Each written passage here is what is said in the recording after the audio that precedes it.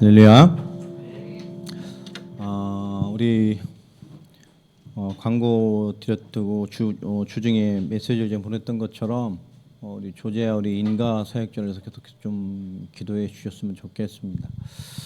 어떻게 보면 굉장히 중요한 사람이기도 하지만 우리 여러 가지 영적인 시간표 가운데에 우리가 영적으로 굉장히 깊게 서서 영적 싸움을 시작해야 될 시간표라는 것을 많이 느끼게 됩니다.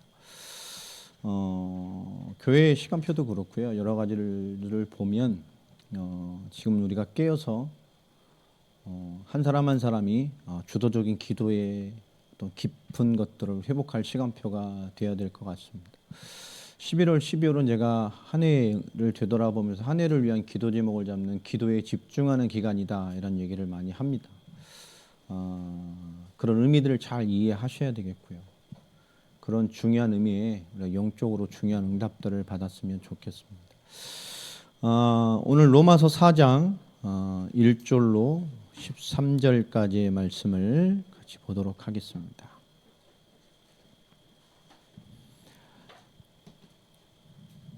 로마서 4장 1절로 13절까지의 말씀 찾으신 줄 알고요. 우리가 한 절씩 교독하겠습니다. 그런즉 육신으로 우리 조상인 아브라함이 무엇을 얻었다 하리요?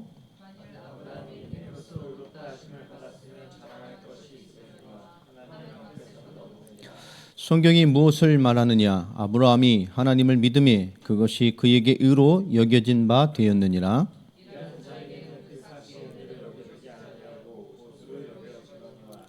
이를 아니할지라도 경건하지 아니한 자를 의롭다 하시는 이를 믿는 자에게는 그의 믿음을 의로 여기시나니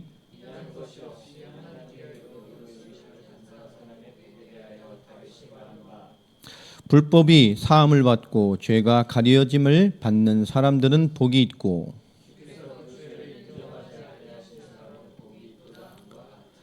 그런즉 이 복이 할례자에게냐 혹은 무할례자에게도 도냐 무릇 우리가 말하기를 아브라함에게는 그 믿음이 의로 여겨졌다 하노라.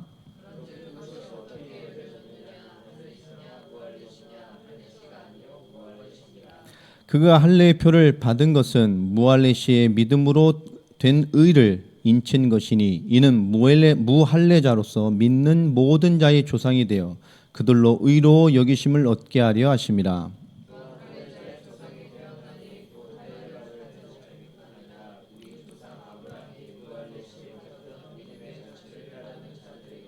같이 읽습니다.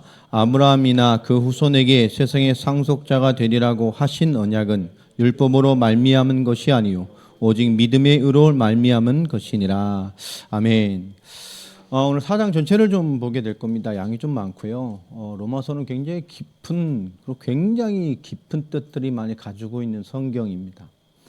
제가 로마서를 시작하면서 로마서 서론을 좀 제가 깊게 한 2주간 정도 설명을 했습니다. 오늘 말씀 제목이 믿음인데요. 하나님이 시간표에 이 말씀을 주신 이유들을 잘 붙잡고 하나님의 응답을 받을 뿐만 아니라 정말 기도 제목을 잡고 영적으로 세워져서 영적으로 마침내 응답을 받아내는 그런 살아 성취될 말씀으로 받게 되기를 예수 그리스도로 축원합니다. 이렇게 듣고 끝내는 신앙들이 참 많은 시대가 됐죠. 지금 시대가 그렇습니다. 신앙생활에 대해서 굳이 이렇게 생명을 걸어야 될 만한 이유가 없는 또 생명을 걸어야만 또 신앙생활이 잘 되는 건 아니잖아요.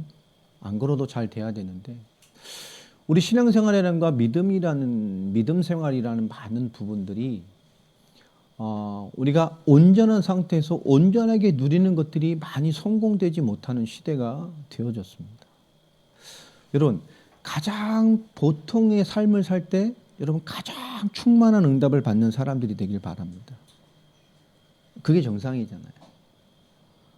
뭐가 와야만 막 영적인 게 되는 건 뭔가 비정상이란 말이에요. 또 무언가 없으면 되어지지 않는 상태도 굉장히 문제가 있는 거죠. 사람도 건강한 것은 평상시에 건강이 유지되는 게 건강이죠. 오늘 이 믿음이라는 말씀을 통해서 로마서 전체를 두고 로마서는 2가지 방향으로 봐야 된다고 말해요. 그냥 성경으로 읽으면 이것에 대한 많은 것을 놓치게 됩니다.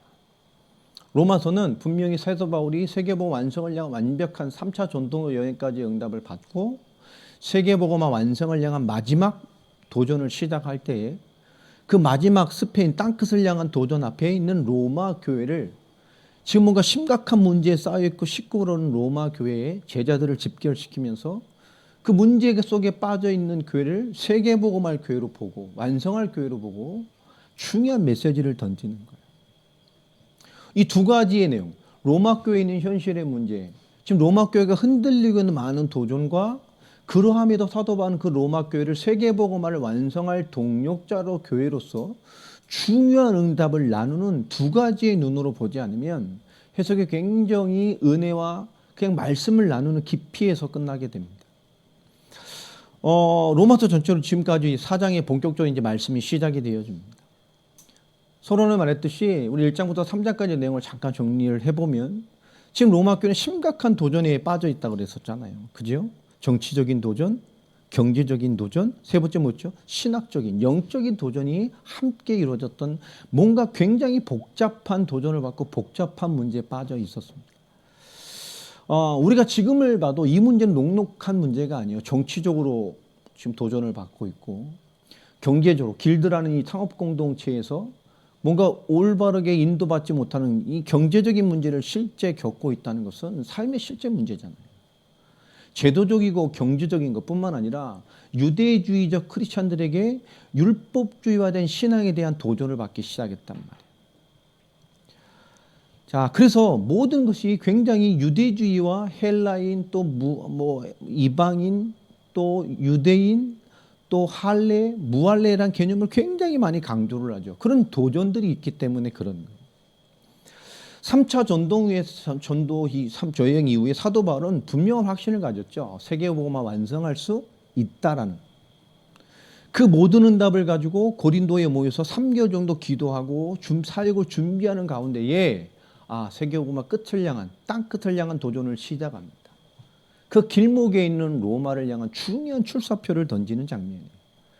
중요한 제자를 로마에 집결시키면서 그 당시 세계 중심이 로마 교회를 세워서 그들과 함께 세계복음화를 끝내겠다라고 하는 사도 바울의 굉장히 마지막적인 사역의 중심이 담겨 있던 사역이었습니다. 우리가 살다 보면 하나님 우리에게 믿음을 요구하실 때가 있어요. 그렇죠? 또 뿐만 아니라 우리가 살아가다 보면 믿음의 싸움을 요구하실 때도 있어요. 또 뿐만 아니라 우리 스스로가 어느 날 느끼기에는 뭐죠? 이제 믿음의 싸움을 해야 될 때구나. 우리가 스스로 믿음의 싸움을 해야 할 때도 있습니다.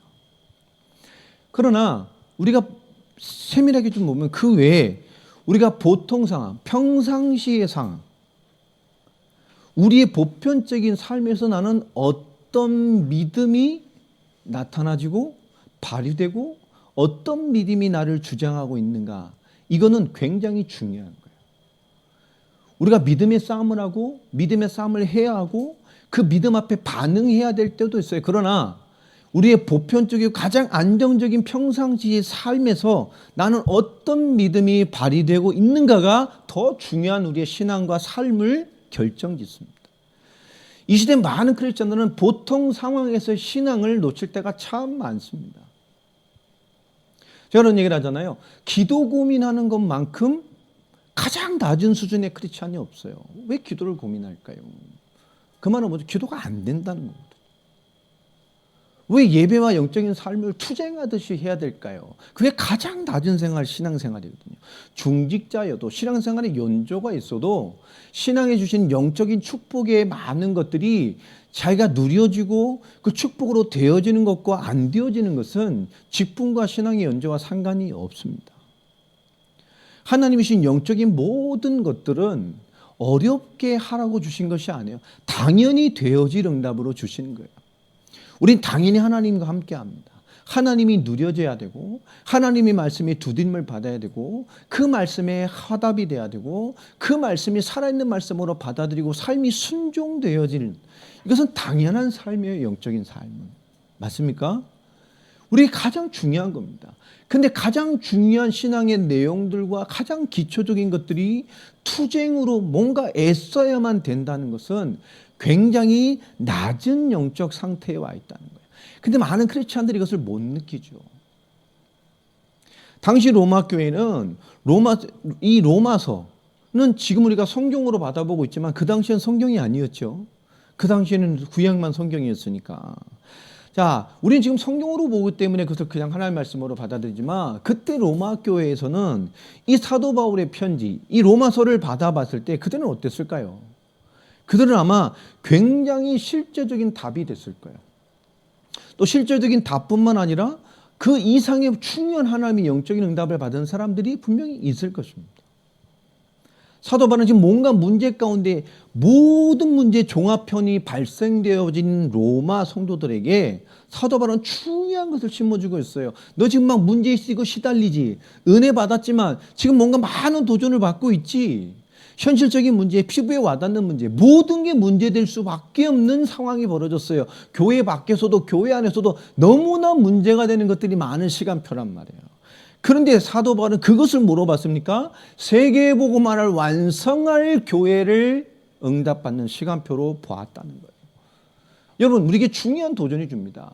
우리 현실의 많은 것들 속에서 우리는 뭘 봐야 되죠? 하나님이 당연한 세계복음화와 당연한 복음의 성취를 위한 당연한 응답을 찾아내지 못하면 우린 보통 상황에 주는 많은 도전들에 끊임없이 무너져야만 되는 신앙생활을 하게 됩니다. 많은 사람이 잘 싸워내는 것 같아요. 그러나 대부분 그렇지 않습니다. 많은 사람이 이건 답입니다. 그리스도, 세계복음화, 완전한 언약, 영원한 언약, 이건 모든 것입니다 라고 말을 하지만 그 삶에 가면 그리스도라는 복음을 누리는 삶이 모든 것이 된 사람들이 많지 않습니다. 결국 뭐죠? 구워져. 끊임없이 자기를 세뇌시킵니다. 모든 문제 끝났어. 세계복음화해야 돼. 주를 연신해야 돼. 삶을 드려야 돼. 그러나 정작 그 삶을 보면 세계복음을 해서 뭘 하고 있죠? 주님의 영광을 위하여 뭘 하고 있을까요? 평상시의 삶에 하나님의 살아계심과 하나님 함께하는 누림이 어떻게 나에게 있지요? 여러분, 너무나 모호하고 나와 함께한 하나님에 대한 삶의 보편적인 믿음의 내용들이 말할 수 없는 모호함을 가지고 있는 사람이 잘해요. 좀 정식기도 잘하고 있습니다. 개인 예배 잘 드리고 있어요. 그게 되는 걸까요? 그건 기본이죠. 우리 삼시세끼 먹듯이. 우리가 숨 쉬어야 되잖아요. 제 계절이 바뀔 때마다 저에게 찾아오는 손님은 비염이에요. 그죠? 근데 하나님 참 감사한 것이 이 두 개밖에 없는 콧구멍이요. 동시에 막히는 일은 없더라고. 동시에 하나님이 탁 비염이 막히면 참 곤란할 때 입으로 숨 쉬어야 되니까 얼마나 불편하겠어요. 근데 하나님이 꼭 여기가 막혔으면 여기가 뚫려 있고 여기가 막혔으면 여기가 뚫려 있어요. 그래서 생각해보면 참 감사한 일이죠. 동시에 안 막히니까. 그죠? 설교할 때 동시에 막히면 설교하다가 호흡이 가빠서 이러면서 설교를 해야 될 텐데 우리가 삶의 작은 것이지만 우리를 불편하게 하는 것들이 있어야만 영적에 발휘되는 게 아니란 말이에요. 우리에게 불편함이 있을 수 있어요. 신앙도 마찬가지죠. 평상시에 우리가 어떤 것들이 나타나주고 있냔 말이에요. 해야지, 우리가 뭔가 해야지, 이건 하는 거야, 해야만 하는 거라는 걸 자꾸 생각하다 보면 우리 스스로가 그 속에 있다라고 생각할 때가 참 많아요. 오늘 사도 바울은 그 세계복음화를 완성할 교회, 문제투성인 교회 속에 사도 바울은 세계 중심인 로마에 있는 그 성도들을 모여 세계복음화할 교회요, 세계복음화를 함께할 동력자라는 답을 가지고 그들에게 메시지를 전하고 있는 거예요. 오늘 우리도 그런 마음으로 말씀을 받아야 됩니다. 다시 말하면 그 모든 상황과 현실의 문제 속에서 그들은 믿음의 시야가 넓어져야 돼요. 오늘 사도 바울이 중요한 얘기를 하는 거죠. 오늘 사장이 본격적인 말씀을 하면서 3장까지의 서론 속에서요. 믿음의 시야가 상황에 잡히지 않게 되기를. 너희의 그 믿음의 눈이, 믿음의 시야가, 믿음의 바라봄이 지금 주어지는 인생 현장, 교회 현장, 모든 삶에 주어지는 문제밖에 없는 현장에서 그 상황에 잡히지 않게 되기를. 그들의 시선이 확장되길 바라는, 하나님의 시선으로 그들의 눈이 확장되기를 원하는 마음으로 1장, 2장, 3장을 던진 거예요. 로마서 1장부터 3장까지는 뭐죠? 우리가 칭찬하고 축복하고 좋은 말만 해주면 다 좋아요. 우린 싫은 게 있죠. 비판하거나 지적하면 싫고 부담됩니다. 근데 사도 바울은 시작할 때부터 뭐에 대한 얘기죠? 죄에 대한 신랄한 비판을 하게 됩니다. 그 믿음의 사람들에게. 첫 번째가 뭐였죠? 하나님을 안다 하며 하나님을 모르는 사람들. 하나님을 안다고 하는데 하나님을 몰라. 로마서 1장 21절에 뭐라고 말합니까? 하나님을 알되 하나님을 영원롭게도 아니하며 감사하지도 아니하고 오히려 그 생각이 허망하여 미련한 마음이 어두워졌나니. 그리고 뭐죠? 스스로 지혜 있다고 하는 그 수준으로 하는 짓거리들이 뭡니까? 스스로 어리석게 돼서, 그렇죠? 정말 말도 못할 죄사 삶, 하나님 없는 정말 엉망진창의 삶을 깔아놓고 살아요. 두 번째로 무슨 얘기를 하죠? 유대인의 죄에 대한 얘기를 했죠. 하나님 안다고 택한 백성이고 복음을 받았고 우린 대단한 사람이야. 하나님 우리에게 말씀을 줬어. 이 말씀 없는 것들. 하나님 우리를 택했어. 우린 선민이야. 우리만이 구원의 답이고 우린 구원의 답을 가지고 있는 사람이야. 우리는 사람을 살릴 구원의 답을 가지고 있는 백성들이라니까. 그 유대인의 죄는 뭐죠? 하나님을 안다고 하는데 엉망진창이죠. 2장 17절부터 핵심 말합니다. 유대인이라 불리는 네가 율법을 의지하며 하나님을 자랑하며, 그죠? 우린 말씀이 있어. 니는 없지. 하나님이 우리에게만 말씀을 줬다니까. 구원의 답을 줬어. 영원한 답을 줬어. 하나님을 우리만이 하나님을 자랑할 수 있어요. 우리는 자랑. 율법의 교훈을 받아 하나님의 뜻을 우리는 하나님의 말씀과 하나님의 뜻을 아는 유일한 사람들이. 지극히 선한 것을 분별해낼 수 있는 세상의 것들을, 맹인의 길을 인도하는 자여 어둠에 있는 자들의 빛된 인생 우리 사람들이고, 율법에 있는 지식과 진리의 모본을 가진 자로서 어리석은 자의 교사여 어린아이의 선생이라고 스스로 믿으니, 그죠? 우리는 그런 사람들이야. 그런 민족이라니까. 그래놓고 뭐하죠? 그 구원의 답을 알고 있다고 하면서 하나님께 구원받는 답을 가진 자고 사람을 살리는 자고 깨워내는 자고 비치고 길된 자들이라고 말하면서 정작 뭐죠? 단 한 사람도 자기를 넘어 복음 전할 생각. 그 구원을 자기 것으로만 소유하고 있는 거예요. 사도 바울이 뭐라 그랬죠? 이 도둑놈이라 그랬죠.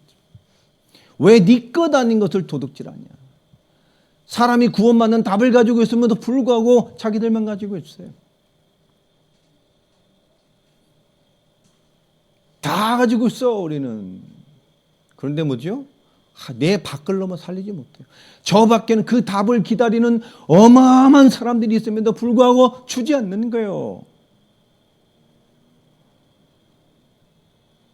세 번째 뭐라 말하지요? 모든 사람의 죄를 말합니다. 로마서 3장 10절부터 우리 다 아는 구절이죠. 다 내용을 듣게 할 수는 없습니다만은 의인이 없어요. 하나도 없어요. 깨닫는 자도 없고 하나님을 찾는 자도 없고 다 치우쳐 무익하게 되고 선을 행하는 자도 없나니 하나도 없도다. 다 빠졌습니다. 선을 모른대요. 18절에 어느 정도 같지요? 그들의 눈앞에 하나님을 두려워함이 없느니라. 이 세상이요, 하나님 두려워하지 않아요. 있어도 되고 없어도 되고 믿어도 되고 안 믿어도 되고. 그 세상에 하나 주신 답이 뭐지요? 그 3장 후반절에 뭐라고 하는 말씀이 결국 믿음입니다. 이 모든 죄를 향한, 하나님을 안다 하면서 모르는 자들, 하나님을 안다 하면서 철저한 실패를 하는 자들, 그번 넘어 모든 사람에 빠져있는 심각한 죄된 세상과 현장과 그 믿음의 현주소 앞에 하나님이 주신 강력한 하나님의 답이 뭐냐? 결국 믿음입니다. 믿음의 법이라고 말하죠. 믿음, 하나님의 의, 그 믿음의 법으로 이룬다고 말합니다. 그 믿음을 선포하고 사장의 그 믿음을 얘기를 하는 거예요. 이게 사장입니다. 오늘 믿음하면 떠오르는 인물이 딱 있죠. 성경의 믿음의 대표자가 누굽니까? 아브라함이에요. 오늘 1절부터 3절까지 본문에 보면 아브라함을 예로 듭니다. 근데 아브라함을 보려면 창세기 12장 우리 기록이 잘 돼 있죠. 너는 본토 지적 아비집을 떠나 내가 네게 지시한 땅으로 가라. 그 말씀을 가지고 가게 됩니다. 그 말씀에 의지해 출발을 하게 되어지죠. 그 말씀의 믿음을 가지고 간 거예요. 또 아브라함의 인생을 또 정리하면 가장 그 다음에 중요한 시간표가 창세기 15장에 기록되어 있죠. 4절부터 6절에 보면 하나님께서 뭐죠? 그 아브라함에게 그 씨, 네 후손, 자손, 이건 메시아의 궁극적인 언약이기도 합니다만은 이삭 씨에 대한, 그리고 네 자손이 하늘의 별과 같이 이 땅의 많은 모래같이, 그죠? 하나님께서 자손과 씨에 대한 언약을 줍니다. 또 다음에 중요한 것이 창세기 17장이죠. 17장의 할례장입니다. 할례, 씨, 언약의 증표가 되는 중요한 의미를 아브라함을 통해서 시작이 되어집니다. 뿐만 아니라 창세기 22장에 뭐가 기록되어 있죠? 중요한 여호와 이레. 그럼 누구죠? 이삭을 제사로 드리게 되는. 하나님 비로소 그의 믿음의 완성을, 그 믿음의 삶의 역사로 모든 걸 바꿀 수밖에 없는 중요한 전환점이 되는 시간이죠. 창세기 22장 13절 14절 하나님이 예비하신 순양, 그 여호와 이레의 축복, 하나님이 모든 것을 준비하신다. 오늘 그 아브라함 인생이 이 세 가지의 중요한 포인트를 좀 기억하고 있으셔야 돼요. 자, 창세기 10장에 아브라함이 말씀을 받았습니다. 우리 성경에 또 한 장에 보면 성경 어딘가에 믿음의 장이라고 하는 장이 있죠. 그게 어디입니까? 히브리서 11장. 히브리서 11장 8절에 보면 아브라함의 믿음에 대한 얘기를 합니다. 왜 믿음으로 인정을 받았을까요? 어디로 가는지를 알지 못하고 그러마음에도 말씀을 받아서 순종했어요. 창세기 12장 4절에도 하나님의 말씀을 따라 그는 순종했습니다. 다시 말하면 아브라함은 뭐죠? 갈 바를 알지 못했다니까요. 어디로 가는지, 어느 방향으로 가는지, 뭘 하고 가야 되는지 아무것도 모름에도 불구하고, 알지도 못함에도 불구하고 순종했어요. 제가 로마서 서론에 말했죠. 하나님의 모든 계획, 하나님의 모든 의도, 하나님의 모든 일은 완전히 뭐하시다 그랬어요? 선하시다. 이것이 하나님을 믿는 믿음의 가장 중요한 전제입니다. 우리가 하나님을 하나님으로 인정하고 순종하는 가장 중요한 전제예요. 여러분, 이게 너무 중요한 겁니다. 하나님의 계획, 하나님의 일, 하나님의 모든 것은 완전히 선하십니다. 아브라함은 하나님의 말씀에 아무것도 모름에도 불구하고 100% 순종이라는 것을 가지고 갔어요. 왜 그의 믿음을 하나님의 믿음의 조상이라고 말하고 있는가? 오늘 로마서에도 믿음의 조상이라고 말한 이유가 뭘까요? 우리가 하나님의 계획, 하나님의 의, 하나님의 일하심이 완전히 선하심이라는 믿음의 가장 중요한 반석 위에 서 있지 않으면 우리는 많은 하나님의 말씀과 많은 것 앞에 우리는 상황과 자기 입장에서 말씀을 끊임없이 재해석하려고 하는, 말씀을 인도하지 못하는 불신앙의 도전을 받습니다. 창세기 22장에 이삭을 제사로 바치라는 것에도 아브라함은 뭐 했죠? 말씀을 받고 그 다음날 바로 즉시로 새벽에 종들과 함께 장작을 실어서 이 제사의 물품을 준비해서 아들을 태우고 갑니다.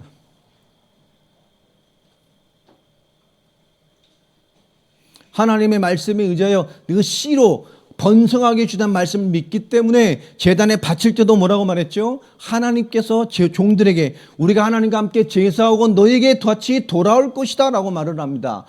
제사로 바치라는데 어떻게 함께 돌아오죠? 중요한 거죠. 하나님을 믿는 믿음이요. 그 전을 로마서장에 다 기록되어 있습니다. 우리가 하나님의 계획과 하나님의 일하심과 하나님의 의를 완전한 선하심으로 믿는다는 믿음의 기준은, 이건 훈련과 내용과도 상관이 없어요. 우리 가장 신앙에 중요한 전제 조건이 돼야 되는 거예요. 여러분, 무엇이 우리를 주장합니까? 창세기 15장 6절, 특별히 5절 6절에 보면 그의 믿음을 하나님이 의로 여기셨다라고 말합니다. 칭의죠. 이것은 법적 용어입니다. 어떤 말이죠? 무죄라는 무죄 선언입니다. 죄 없다는 거죠. 하나님을 믿는 그 믿음이 뭐죠? 내가 맞지 않아도, 내가 힘들어져도, 내가 도저히 이해할 수 없는 것임에도 불구하고 하나님의 계획과 하나님의 일하심과 하나님의 의는 완전히 선하시다라는 겁니다. 그러니 뭐죠? 100% 순종할 수밖에 없고 가장 완전한 선한 길 속에 들어가는 거예요. 그것을 따라가는 겁니다. 그 믿음을 보시고 하나님은 의로 여기셨다고 말합니다. 우리의 믿음을 우리는 간단히 예수 믿어, 예수를 그리스도로 믿어. 하나님 떠난 문제, 죄 문제, 사단 문제를 십자가 볼래 끝내셔서 모든 문제를 끝내시고 그 성령을 주셔서 하나님의 자녀로 인치시고 지금도 나와 함께 하셔서 내 모든 삶을 인도하시고 하나님이 원하는 세계 모험의 완성을 향해서 우리 매일의 삶을 모든 사건 속에도 역사하시고 일하신다라는 공식이 아니라 그것이 진정한 믿음으로 우리의 삶의 원인으로 완전히 선하신 하나님의 역사로 우리에게 와 있어야 돼요. 사도 바울이 선교 현장과 언약을 성취할 때 받은 고난의 기록들을 보면 그죠? 우리는 정말 감당할 수 없는 것들이었잖아요. 그가 그것에 대한 불만을 말한 적이 있던가요? 하나님 이건 좀 아닌 것 같습니다. 뭐 그죠? 저는 가끔씩 그러거든요. 하나님 왜 그러셨어요? 뭐 그렇기도 하지만 절대 사도 바울이나 믿음의 성경을 보면 그런 것이 없어요. 오늘 1절에 보면 육신으로 우리 조상인 아브라함이 무엇을 얻었다 하리요? 만일 아브라함이 행위로서 의롭다 하심을 받았으면 자랑할 것이 있으려니와 하나님 앞에서는 없느니라. 성경이 무엇을 말하느냐? 아브라함에 대한 설명을 했습니다. 제가 쭉 계속. 그 아브라함이 행위로 의롭다 하심을 받았을까요? 아닙니다. 성경 분명히 창세기 15장 5절 6절에도 하나님 그의 믿음으로 그를 의로 여겼다고 말합니다. 우린 믿음을 우리 어떤 보이지 않는 걸로 정리할 때가 참 많습니다. 그러나 믿음은 보이지 않는 것이지만 보여지는 것입니다. 믿음은 보이지 않지만 믿음은 발휘되는 것입니다. 믿음은 보이지 않지만 실제 우리 삶과 생각, 지위, 정의를 주장하는 가장 강력한 것입니다. 우리의 모든 삶의 현장을 하나님의 역사로 바꿔낼 수 있는 가장 강력함이 뭐냐? 믿음입니다. 우리 세상의 삶의 현장, 사회 구조와 안 맞아요. 안 맞지가 않습니다. 누가 정한 것이죠? 내가 정한 겁니다. 제가 전에 불신앙도 신앙이라고. 불신앙 자꾸 하면 뭐 어떻게 되죠? 불신앙도 응답받아요. 자, 그런데도 하는 말이죠. 성경은 무엇을 말하냐? 아브라함이 하나님을 믿음에 그것이 그에게 의로 여겨진 바 되었느니라. 창세기 15장 6절을 말씀하시죠. 그런데 느닷없이 4절 5절 얘기를 합니다. 일하는 자에게는 그 삭시 은혜로 여겨지지 아니하고 보수로 여겨지니 지겨니와 이를 아니할지라도 경건하지 아니한 자를 의롭다 하시는 이를 믿는 자에게는 그의 믿음을 의로 여기시나니. 갑자기 확 말 주제가 바뀌죠.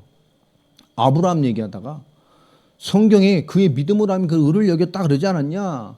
그런데 갑자기 일하는 자에게는 그 삭시 은혜로 여겨지지 아니하고 보수로 여겨지나니. 이를 아니할지라도 경건하지 아니한 자를 의롭다 하시는 이를 믿는 자에게는 그의 믿음을 의로 여기신다. 무슨 말입니까? 말이 어려워요? 쉽게 설명해 드릴게요. 일하는 자라고 말해요. 자, 일하는 자. 그러니까 여기서 일하는 자가 그 삭시 일해서 돈을 받았어요. 그건 은혜입니까? 아닙니까? 아니죠. 당연한 대가잖아요. 그죠? 근데 일하는 자. 여러분, 우리 신앙도 생각해 보세요. 신앙에서 뭔가 무언가 막 해야만, 뭘 하고 있어야만 안정감을 느끼는 신앙생활이나 믿음을 가진 사람들이 있으니까 막 교회 일 하고 뭔가 뭘 하고 있어야 돼, 막. 내가 교회에서 뭐 관련된 뭔가 일이나 신앙생활 관련된 일을 안 하면 안정감을 못 느끼는 사람들이 있어요. 아, 내가 좀 기도가 안 돼. 금방 불안하다니까. 내가 예배를 못 드렸네. 뭘 못했네. 또 어떤 사람들은요, 뭔가 일을 하면, 뭔가를 하면서도 영적으로 안정감이 없는 신앙생활을 가진 사람들이 있어요. 그러니까 시달리는 거지, 일종의. 뭔가 늘 터질 것 같아. 여러분, 이런 사람들이 있어요. 뭔가를 해야만, 뭘 하고 있어야만 안정감을 느끼게 되고요. 또 무언가를 하고 있으면서, 하나님의 영적인 일을 하면서도 영적인 안정감을 못 누리는 사람들이 있습니다. 뭔가 터질 것 같아. 뭘 안 하면 터질 것 같고. 또 깊게 보면 하나님 내가 뭐 했으니까 주세요. 또 어떤 사람은 내가 이렇게 했더니 주시더라. 이런 사람도 있습니다. 이게 뭐죠? 다 똑같은 건데요. 하나님 내가 했으니까 주세요. 했더니 주시더라. 근데 뭐죠? 중요한 건 뭐냐? 나는 안 바뀌어요. 내 삶의 영적인 깊이라든가 이건 안 바뀌고 무언가를 하는 것이 내가 올바른 걸 하고 있다고 생각할 때가 많잖아요. 내가 뭔가 조금 동참했어. 그게 내 믿음이 살아있다고 느끼고 내 믿음이 막 하나님의 깊은 속에 가 있다고? 아닙니다. 세계모 속에 있어도 상관없는 사람들 많아요. 거기 동참한 게 그 속에 있는 건가요? 아닐 수 있다니까요. 실제 나는 똑같아요. 껍데기만 바꿔 쓰는 경우도 참 많습니다. 그 내가 하는 것 같죠? 있는 것 같이 느끼는 사람이 있어요. 근데 난 여전히 똑같아요.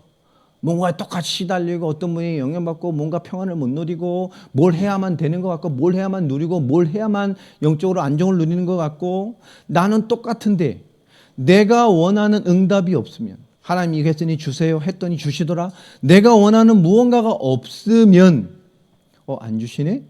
그리고 뭐죠? 뭔가 더 나빠져요. 낙심하거나 그렇죠?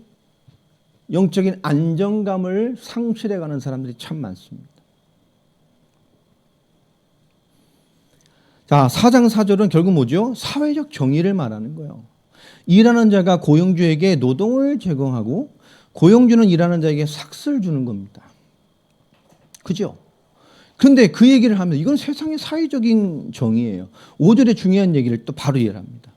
일하는 자에게는 5절에 일을 아니할지라도 경건하지 아니한 자를. 이게 뭘까요? 일하지도 않고 경건하지도 않아. 경건하지 않다는 건 뭐죠? 죄인이란 얘기거든. 이게 뭘 거죠? 일하지 않는 죄인. 다시 말하면 하나님 앞에 한 것도 없는 죄인이 그런데 하나님은 뭐 한다는 얘기죠? 주님은 뭐 한다는 얘기죠? 의를 주겠다는 거예요. 한 것도 없는 죄인에게 세상의 원리는 뭘 해야만 주는 것인데 하나님 뭐 한 거죠? 한 것도 없는 죄인에게 의를 주겠다는 거예요. 믿음으로 의를 주겠다는 거예요. 그의 믿음을 의로 여기시나니. 다시 말하죠. 지금 너희가 나누는 것, 우리가 받은 복음과 하나님의 은혜라는 생명이라는 구원이라는 것은 뭐죠? 세상에 주고받는 방식이 아니라는 거예요. 세상 방식이 아니라는 겁니다. 우리가 믿음을 누리는 건 세상 방식이 아니에요. 우리가 예수 그리스도를 증거하고 복음을 누린 이 복음의 전달은 지식을 전달하는 게 아닙니다. 세상의 것을 전달하는 게 아닙니다. 세상의 것을 주고받는 게 아니라니까요. 우리가 하나님의 역사, 믿음과 신앙생활을 할 때 우리가 굉장히 오해할 때가 많아요. 이것이 말은 안 하지만 우리의 깊이 뿌리 내린 것들이 많습니다. 교환의 개념이 아니에요. 기브 앤 테크가 아닙니다. 내가 이만큼 하나님 이렇게 역사하시겠지? 하나님 그래서 역사를 안 해요. 내가 이만큼 충만하면 역사하시겠지? 하나님 그래서 역사를 안 하신다니까. 하나님 우리 충만함과 상관없이 24시간 역사하고 계셔요. 우리가 불신앙할 때도 역사하고 계셔. 우리가 복음을 위해 애탈 때도 하나님 더 듣고 더 좋은 곳으로 역사해 가신다니까요. 우리가 그동안 인도받은 것들을 보세요. 우리가 노력해서 된 게 뭐가 있습니까? 하시는 일을 보세요. 우리 하나님 주신 응답에 우리의 삶을 드리고 조금 동참하고 하나님 있을 뿐인데 하나님이 현장 곳곳마다 아름다운 응답들로 지금도 일하고 계셔요. 2년을 가지 못했는데 일하고 계셔요. 그 하나님의 일하심 속에 사단도 엄청나게 일하고 있잖아요. 지금 들려오는 소식들을 보면 그러함에도 뭡니까? 하나님의 일하심으로 본다니까요. 사단의 역사를 보면서도 하나님의 일하심을 봐야 돼요. 야, 마귀 역사니까 큰일 났네. 아닙니다. 하나님은 일하고 계시다니까. 우리는 하나님의 역사를 단편적으로 끊어서 볼 때가 너무 많아요. 여러분, 사단이 하나님 이길 수 있어요? 마귀 역사가 이길 수 있어요? 우리 궁극적으로 뭔가 실패된 것 같이 보여도 그럴 수 없습니다. 하나님은 일하셔요. 우리가 무능해도 일하셔요.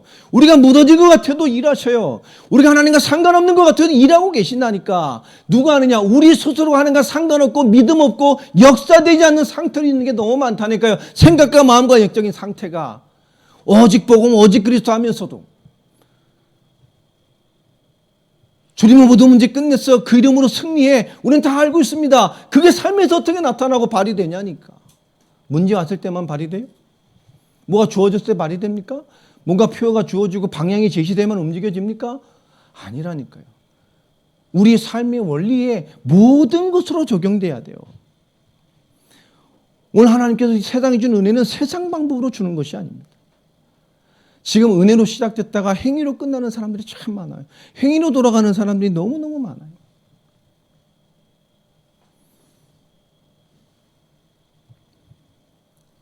또 인천에서 뭐 또 변이발이 터져가지고 제가 운동하는 또 테니스 클럽 갔더니 또 라커룸에 앉아서 사람 탁 들어갔더니 막 사람들이 앉아가지고 막 교회를 막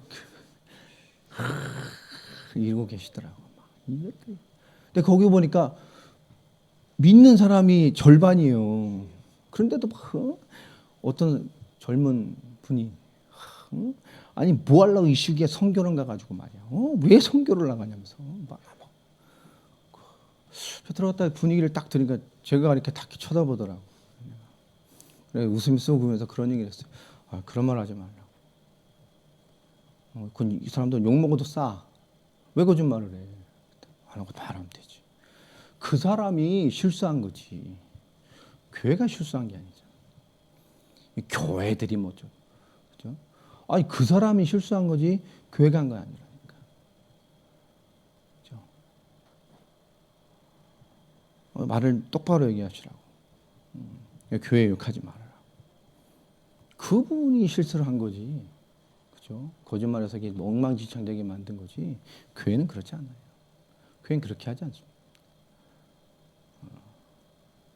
그때 교회가 또 안 믿는 불신자가 기회다 싶어서 제가 잠깐 이렇게 복음 전하면 이렇게 딱 이상하게 하는 사람들 있잖아요. 말장난하는 사람. 그 다음에 또 막 걸더라고. 교회가 뭐 내가 뭐 들어보니까 어떤 사람이 뭐 교회 뭐 이런 교회도 있고 뭐 이런 문제도 있고 뭐 이런 이상한 목사도 있고. 근데 쑥 웃으면서 한 소리 했어요. 그렇게 들으신 선생님이 들으신 내가 본급은 안 했겠지만 남을 통해 들은 그래 그 교회 몇 개나 돼 한번 세보세요. 그랬어요. 10개 안 되죠? 5개도 안 될걸요? 그렇죠. 가만히 있더라고요. 한마디 했어요. 한국에 5만 교회 있어요. 5만 교회 중에 선생님이 아는 그런 교회는 10개도 안 돼요. 선생님 본 건 한 것도 없겠지만 누가 들은 거 10개도 안 돼요. 한국 교회는 대부분 경강합니다. 5만 개 중에 한두 개 알고 그 다 그렇다? 선생님 하나 작은 거 실수했어요. 이게 되게 못된 놈이니 인생 전체가 다 이상하게 사는 놈이야. 그럼 기분 좋아요? 그런 말 한 번 하지 말라. 저는요 목사 욕해도 돼요. 사건 욕해도 된다고. 난 교회를 욕하면 참을 수가 없어. 계산놓고 또박또박 얘기를 하니까 딱 분위기 사회가 이상해지니 싹 계산하더라고. 운동합시다. 이러고. 그렇죠. 우리도 마찬가지입니다. 우리가 뭔가 작은 거에 부딪혔는데 우리는 전체를 무능하게 만드는 이상한 신앙의 논리를 가지고 우리 스스로가 움직일 때가 너무 많아요. 하나님 주신 믿음의 은혜라는 것은 일하지도 않은 죄인을 한 것도 없는 죄인에게 하나님은 그 믿음으로 그 믿음에 말미암아 의를 주신다니까요. 그게 우리잖아요. 우리가 뭘 해서 구원받았어요? 우리는요 뭘 할까 고민 이전에 내가 어떻게 복음과 은혜를 누릴까 이걸 고민해야 돼요. 외부적인 누가 좀 도와주면 잘 될 것 같은데 이것만 해결하면 잘 될 것 같은데 아닙니다. 여러분 자신이 영적으로 잘 되면 내가 은혜를 누리면 하나님의 역사가 내게 있다면 하나님을 더 모든 문제와 사건 속에 더 복음과 은혜와 믿음과 그 이름과 영적인 삶 은혜를 주신 것에 대한 기품 속에 들어간다면 우리는 어떤 것이든 하나님의 역사로 능히 바꿔갈 수 있는 응답을 받을 수 있는 사람들입니다. 그 하나님의 은혜가 오는 통로, 은혜의 통로가 오늘 믿음이라고 말하고 있어요. 하나님 앞에 한 일이 없는 죄인이 하나님의 은혜를 주셔서 구원을 받았어. 그런데 뭐죠? 여전히 죄 속에 있고 여전히 죄의 속성 속에 살아가고 세상에 종된 삶을 살아가고 있을 때가 있단 말이에요. 세상에서는 뭐죠? 이거는 올바른 걸 줄 수 없어요. 근데 하나님 뭐죠? 그 믿음에 하나님은 은혜를 베푸셔서 거저 하나님의 일을 의로 가는, 우린 거저 받은 하나님의 의로 말미암아 그 믿음의 축복을 누리는 자들입니다. 세상의 원리가 아니라는 거예요. 그럼 막 살아도 됩니까? 그럴 수 없죠. 오늘 막 살지 않습니다. 믿음은 그런 거 아니에요. 어떻게 살아도 구원받는다? 아닙니다. 그건 우리 스스로가 구원을 너무 가치없게 만드는 거예요. 오늘 성경은 그렇게 말하고 있지 않습니다. 오늘 6절에 말하죠. 일한 것이 없이 하나님께 의로 여기심을 받는 사람의 복이 뭐냐라고 다윗이 말했다 그 말이에요. 참 비유 정확하지 않아요? 일한 것이 없이 하나님께 의로 여기심을 받는 사람의 복. 시편 32편 말씀이죠. 불법이 사함을 받고 죄가 가려짐을 받는 사람들은 복이 있고 얼마나 복된 겁니까? 하나님 앞에 일한 것도 없는 죄인이, 그죠? 하나님의 의로 여기짐을 받아. 주께서 그 죄를 인정하지 아니하실 사람은 복이 있도다. 하나님이요, 죄 없어요.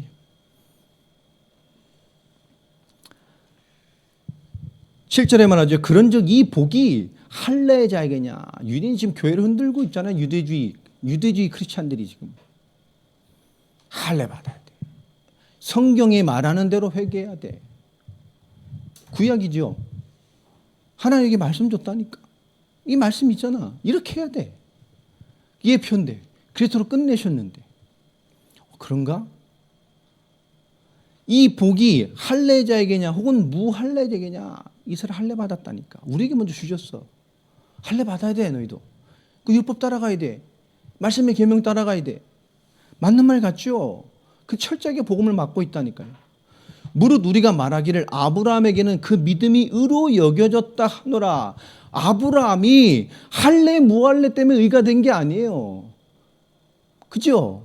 유대인이니까 아브라함을 축복한 게 아닙니다. 아브라함이 믿음으로 축복을 받아서 유대인이 시작이 된 거잖아요. 그 믿음으로 하나님을 의로 여겼다니까요. 10절 보세요. 그런즉 그것이 어떻게 여겨졌느냐? 할례시냐 무할례시냐? 여러분, 아브라함이 의로 여겨져서 그 축복을 받았을 때가 할례를 했을 때예요? 할례를 안 했을 때예요? 안 했을 때잖아. 그건 15장이고 할례는 17장인데. 할례 안 받았는데 믿음으로 의를 여겼다니까? 지금 유대주의는 뭐라는 거죠? 지금 유대주의 전통에 대한 얘기를 하는 거예요. 하나님 그런 믿음의 의로 축복하셔서 구원하시고 은혜를 주시고 응답하시고 그렇게 베푸신 은혜가 할례를 받았을 때냐 할례 안 받았을 때냐?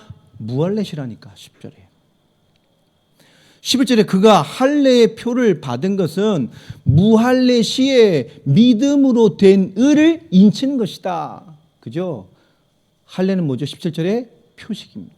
언약의 백성, 씨의 비밀, 생명, 씨가 오는 것에 생명의 언약, 언약의 표징을 주시는 거예요. 무할례 시의 믿음으로 된 의를 인친 것이에요. 자, 그래서 중요한 거죠. 무할례자로서 믿는 모든 자의 조상이 돼요. 그렇죠? 무할례 때 믿음의 조상이 됐어요. 모든 믿는 자. 그들도 의로 여기심을 얻게 하려 하십니다. 그래서 뭐죠? 아브라함 같이 그 믿음을 가지면 뭐로 여겨요? 의로 여기심을 얻게 하려고. 여러분, 아브라함의 믿음이 회복되길 바랍니다. 믿음의 기준이 되는, 그 의의 기준이 되는 거예요. 12절에 또한 할례자의 조상이 되는, 맞죠? 곧 할례 받을 자에게 뿐 아니라 우리 조상 아브라함이 무할례 시에 가졌던 믿음의 자취를 따르는 자들에게도 그러하니라. 할례자에게도 조상입니다. 믿음의 조상. 자, 그런데 아브라함이 무할례 시에 가졌던 믿음의 자취를 따르는 자들에게다. 할례자에게도 조상이지만 그 시작이지만 근본 내용은 뭐라는 거죠? 무할례 시에 가졌던 뭐요? 믿음의 자취를 따르는 자들에게 그것이 응답되는 거예요. 여러분, 아브라함의 믿음의 자취가 뭐죠? 오늘 그걸 설명하는 게 그게 믿음의 본질입니다. 그래서 13절부터 뭐죠? 그 믿음에 따르는 자들, 그 아브라함의 축복의 상속자, 영적인 상속자가 뭐냐는 얘기를 13절부터 시작을 합니다. 아브라함이나 그 후손에게 세상의 상속자가 되리라고 하신 언약은 율법으로 말미암은 것이 아니요 오직 믿음의 의로 말미암은 것이다. 자, 그러면서 14절에 말하죠. 만일 믿음의 자취를 따르는 거. 아브라함이 그건 뒤에 설명을 합니다. 14절 보세요. 만일 율법에 속한 자들이 상속자이면 믿음은 뭐가 되죠? 헛것이 돼요. 율법을 지켜야 돼요. 일 잘해야 됩니까? 잘 지켜내야 돼요. 그리스도께서 완성하셨다니까. 이걸 모르니까 그들은 그리스도로 끝냈는데 무언가를 더 해야 되는 거예요.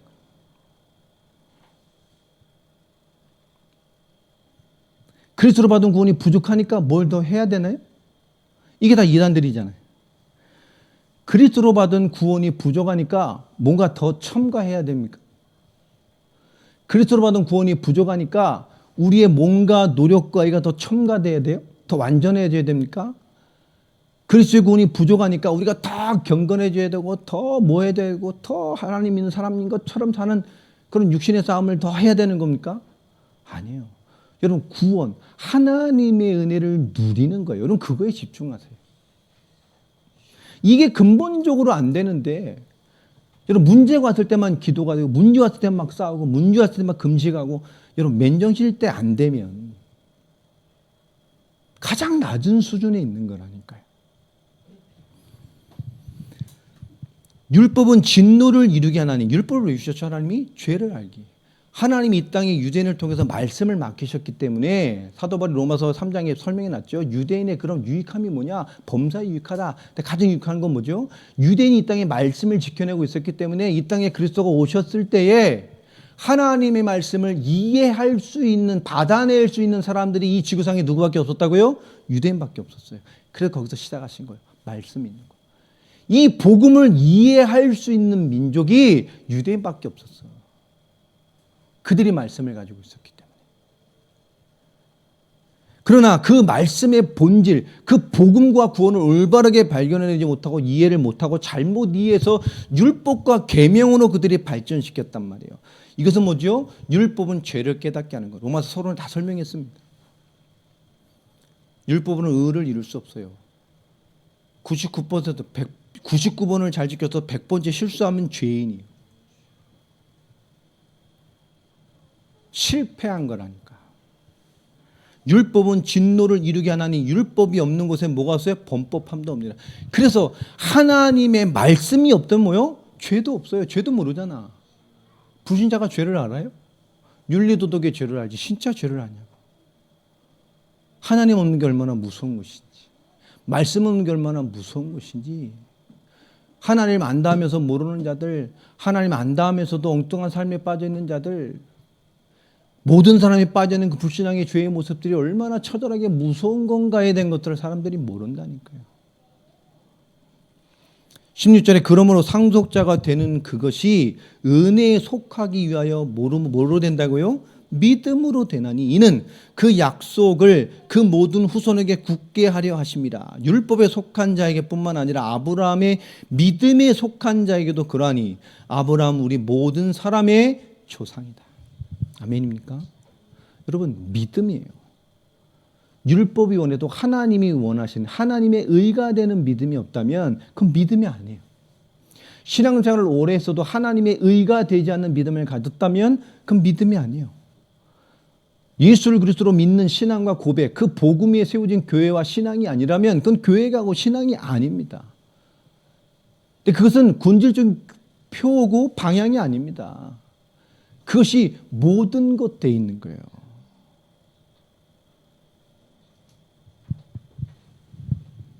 자, 그래서 14절부터 16절까지 아브라함의 상속자가 누구냐? 그 믿음을 가지고, 동일한 믿음을 가지고 있는 거예요. 자, 17절부터는 거기 뭐죠? 그 아브라함이 어떤 믿음을 가지고 있냐? 그 믿음을 설명하는 거죠. 아브라함을 빗대서 우리 모델로 아브라함의 모범을 설명합니다. 기록된 바 내가 너를 많은 민족의 조상으로 세웠다 하심과 같으니 그가 믿은 바 하나님은 죽은 자를 살리시며 없는 것을 있는 것으로 부르시는 이신이라. 아브라함의 믿음이죠. 이 한마디에 다 들어가 있어요. 이삭을 바쳐라 해도 왜 믿었겠어요? 중요한 거예요. 알고 있는 게 아니라 뭐 하고 있는 거죠? 믿는 거예요. 이해해야 되는 게 아니에요. 하나님의 계획과 하나님의 일과 하나님의 의는 완전히 선하십니다. 할렐루야. 하나님 우리에게 베푸시는 모든 일은 선하셔요. 아멘입니까? 환란이 와도 사단이 역사해도 하나님의 궁극적인 일하심은 선하십니다. 그래서 우리는 승리하는 거예요. 뭘 누리는 거죠? 그리스도를 누리는 거예요. 신앙생활은 일 해결 중심, 사건 해결 중심, 환경을 바꾸게 하는 게 아닙니다. 우리가 무엇이 와도 하나님이 함께하면 문제되지 않아요. 문제이고 힘든데 문제가 되지 않는다. 하나님이 나를 향한 계획이 있어요. 문제를 향하는 계획이 아니라 나를 향한 계획이 있어요. 왜죠? 내가 복이니까. 아브라함의 복, 네가 복이다. 아브라함이 이걸 이해 못했죠. 내가 복인데, 내가 복의 자체라니까, 복의 근원이니까 내가 복이라는 거예요. 할렐루야. 여러분이에요. 여러분이 중요한 거예요. 와이프가 중요한 거, 자식이 중요한 게 내가 중요한 거예요. 하나님은 우리 가정을 안 봐요. 하나님 뭘 보죠? 하나님은 나를 봐요. 아빠인 나, 엄마인 나, 아들인 나, 딸인 나, 나를 본다니까. 하나님 나에게 역사하는 거예요. 가정이 억만지창해도 내가 살아있으면 나로 말미암아 환란이 내가 복이 임하는 거예요. 하나님은 나를 봅니다. 내게 역사하시는 거예요. 가정이 아니에요. 가정이 억만지쳐도 내가 살아있으면 내가 복이라니까. 아브라함이 이것을 이해 못하니까 그 축복의 땅에 기근이 드니까 약속의 땅에 왔다가 애굽으로 가버리잖아요. 기근이 드니까 환경이 안 맞아. 이해 못했죠? 내가 복인데. 이 재앙의 현장이 누구 때문에 복을 받아요? 나 때문에. 재앙이라니까. 내가 두려워서 떠나갈 만큼 재앙이요. 뭘 못 누렸어요? 말씀. 내가 누구요? 복이요. 자, 아브라함을 보세요. 아브라함이 완성될 때의 과정을 말합니다. 자, 아브라함이 바랄 수 없는 중에 바라고 믿었으니. 뭘 바라야 될지도 몰라요. 말씀에 순종해서 갔어. 그게 믿음이요. 내 후손이 이 같으리라 하신 말씀대로 많은 민족의 조상이 되게 하려 하심이라. 그죠? 그 믿음으로 말하는 믿음의 조상이 되게 하셨어요. 19절 말합니다. 그가 100세가 되어 자기 몸이 죽은 것 같고 사라의 태가 죽은 것 같음을 알고도 생물학적으로 될 수가 없어요. 그 나이에 임신이 되겠어? 창피해서 말도 못하지. 90세 할아버지가 할머니가 나 임신했어. 아우씨. 생각해 보세요. 근데 그걸 떠나서 될 수가 없잖아요. 안다니까. 이미 내가 생명할 수 없는 몸이고 우리 와이프가 생명을 잉태할 수 없는 몸이요. 그건 하나님 창조한 원리가 그래 안 된다니까. 그거를 알고도 뭐 했어요? 믿음이 약하여지지 아니하고. 하나님의 말씀과 우리 현실이 안 맞아요. 그런데 뭐죠? 믿음이 약화되지 않았다니까. 당연히 그 하나님의 역사가 아니고 될 수가 없는 것 같아. 아니야. 우리가 믿음의 역사를 봤을 때요. 에이, 이럴 때가 많아요. 내가 진짜 믿음으로 기도하면 이 산을 이 산을 옮길 거야. 우린 뭐죠? 에이. 말씀이 아멘. 에이, 산이 옮겨져? 우리가 내가 믿음 누린다고 하나님 남산을 뽑아다가 백두산 천지에다 꽂아버리겠어요? 에이. 겨자씨만한 믿음이 뭐가 돼요? 큰 거북이도 새가 집 짓고 거닐다 말하잖아요. 그 나무를 봤을 때 그게 요만한 좁쌀만한 씨? 여러분 말하는 거예요. 믿음. 보이지 않는 것 같죠? 작은 것 같죠? 왜 예수님이 그런 비유를 하셨을까요? 우리 말씀은 아멘하고 아멘 하지만 결국 뭐죠? 우리 현실과 상황을 보면서 에이 할 때가 많아요. 그 에이 설마 에이 하나님 전능하셔요. 에이 가로 열고 내 문제만 빼고 가로 닫고. 하나님 역사하셔요. 가로 열고 내 남편만 빼고 가로 닫고. 하나님 역사하셔요. 아멘 가로 열고 내 아들만 빼고 가로 닫고. 여러분 에이 그게 돼야만 하나님인가요? 아니요. 하나님 일하시고 있다니까요. 내가 원하는 모양이 아닌 것 같아도 하나님은 하나님의 일을 하고 계셔요. 20절 보세요. 믿음이 없어. 믿음이 없다니까. 하나님의 약속을 의심하지 않고 믿음으로 견고하여져서 하나님께 영광을 돌리며, 여러분 하나님의 약속과 말씀 하나님 하심에 대해서 뭐요? 의심이 없어요. 흔들림이 없어요. 믿음 없는 삶이 없다고.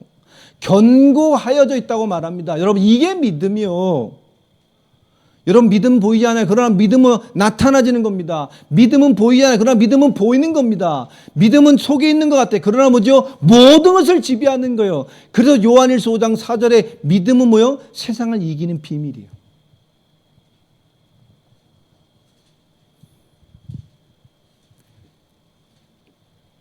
(21절에) 약속하신 그것을 또한 뭐요? 능히 이루실 줄을 확신하였으니. 아멘입니까? 오늘 주신 답입니다. 22절에 중요한 말씀을 하죠. 그러므로 그것이 그에게 뭐가 됐어요? 의로 여겨졌느니라. 그에게 의로 여겨졌다 기록된 것은 아브라함만을 위한 것이 아니요 의로 여기심을 받을 우리도 위함이니 곧 예수 우리 주를 죽은 자 가운데서 살리신 이를 믿는 자니라. 여러분 하물며 이 그리스도의 완전한 구원의 복음을 믿고 있는 우리는 아브라함의 축복의 수준을 넘은 거 아닙니까? 완전히 완성되어진 구원의 축복이 임한 우리들, 그리스도 예수의 복음의 완전한 복음을 가지고 있는, 아브라함의 모범을 넘어 친히 성취하신 그리스도의 복음과 그 임마누엘과 그 생명을 가지고 있는 우리, 완전한 답을 가지고 있는, 모든 문제 끝난 답을 가졌다고 하는 우리가, 우리의 믿음은 어떠한 완전함으로 나타나치고 있느냐는 거예요. 우리가 믿음으로 살기를 원하면 진짜 믿음의 싸움을 해야 돼요. 세상과 자신을 두고. 우리가 진짜 하나님의 축복을 받기를 원하면 경제를 두고 진짜 싸움을 시작해야 됩니다. 정말로 영적인 큰 거장이 되길 원하고 우리의 기도로 하나님의 역사를 이끄는 사람 되길 원하면 기도라는 중요한 사실이 믿음되어져서 진정한 기도의 싸움이 내려져야 돼요. 그 싸움을 통해서 얻어내는 겁니다. 주어지는 거예요. 하나님이 일하고 계셔요. 여러분 믿음이 어떻게 발휘됩니까? 하는 것도 없이, 그죠? 하나님 앞에 한 것도 없이 거룩하지도 못한 죄인을 하나님 우리를 구원해내셨어요. 세상의 원리가 아닌 하나님의 의로, 하나님으로 일방적인 의로 주셨습니다. 우리는 육시 싸움을 끝내야 돼요. 불신앙 수준의 싸움도 끝내야 됩니다. 할 일이 얼마나 많아요. 싸울 일이 얼마나 많아요. 기도 제목 얼마나 많습니까? 지금 청년들 제가 4포인트 기도 하다 보니까 기도할 게 너무 많대잖아요. 정말 기도로 하다 보니까 진짜 할 것이 많다고 말하는 고백을 여러분 들었지 않습니까? 이거 중요한 얘기입니다. 영적인 것은 해야만 알 수 있어요. 영적인 것은 하는 사람만이 풍성해집니다. 그래서 하나님은 공평하신 하나님이에요. 그것을 하는 자에게 그것을 되게 하시는 거예요. 그래서 공평한 하나님이십니다. 하나님의 인도를 받아내는 건 우리 어떤 제목과 방향을 따라가는 게 아닙니다. 우리가 원하는 만큼 세계복음 안 되면 안 할 건가요? 우리가 그렇게 몸부림치고 하면서도 하나님 이 정도밖에 응답 못 주셨어요. 여러분 그러기도 안 할 건가요? 우리가 상관이 없어요. 하나님 하고 계셔요. 우리가 아니어도 어디서 하고 계셔요. 하나님은 지금도 끊임없이 역사하고 있다니까요.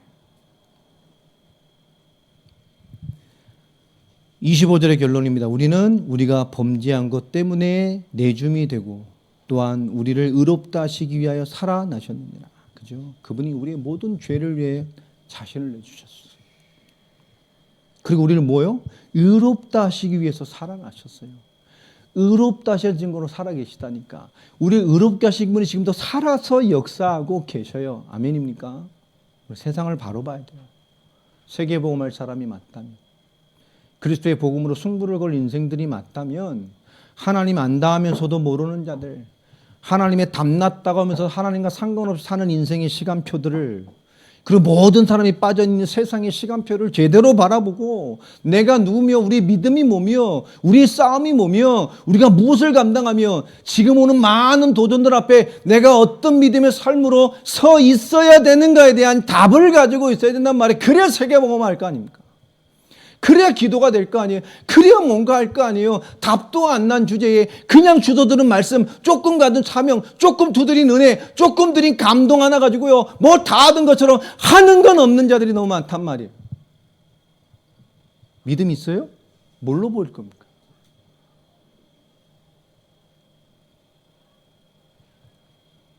영적싸움 하고 있어요?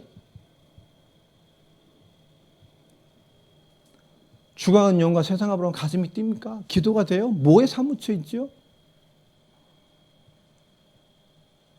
예배 끝나고 나면 또 뭐 다 모바일 세계에 빠져가지고 통계 전에 나왔다 그랬잖아요. 성도들이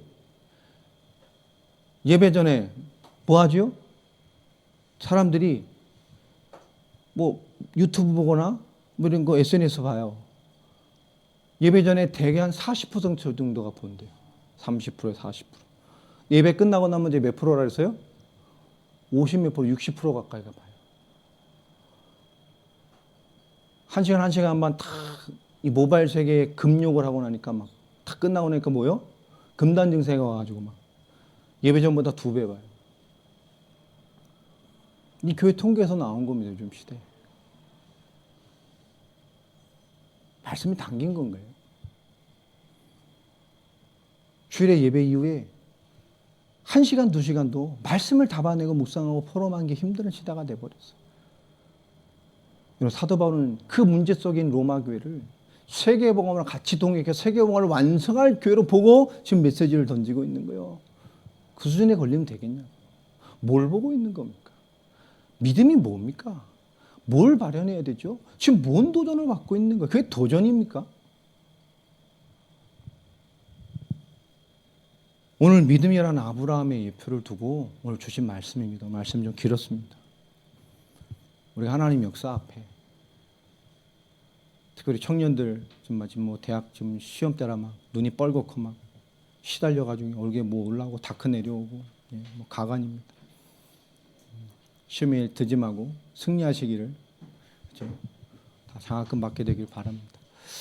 우리도 마찬가지죠. 하나님의 믿음으로 의롭다 칭함을 얻는 그런 믿음이 우리의 믿음이 되길 간절히 바랍니다. 오늘 영상으로 목포에서도 듣고 뭐 저기서도 듣고 많이 들어요. 여러분 있는 현장에서 동일한 은혜가 잘 전달되었기를 소원해 봅니다. 기도하겠습니다. 하나님 감사합니다. 그리스도 예수 안에서 우리를 향하시는 응답을 주신 하나님의 은혜를 깊게 새겨봅니다. 하나님의 의가 우리의 믿음의 역사 가운데에 하나님의 뜻을 이뤄가는 하나님의 부르심에 화답할 수 있는 저희들로 우리의 삶을 충만케 하시기를 소원합니다. 우리에게 먼저 믿음의 부요한 축복을 허락하셔서 그 믿음의 은혜로 우리의 삶을 주장하는 저희들 되어지게 하여 주시고 그리스도 예수 안에서 하나님의 뜻을 누려가는 저희들의 인생이 되어질 수 있도록 주여 말씀의 역사 속에 그 믿음의 충만함의 역사들을 우리 모두의 응답으로 허락하여 주옵소서. 주 예수 그리스도의 이름으로 기도합니다.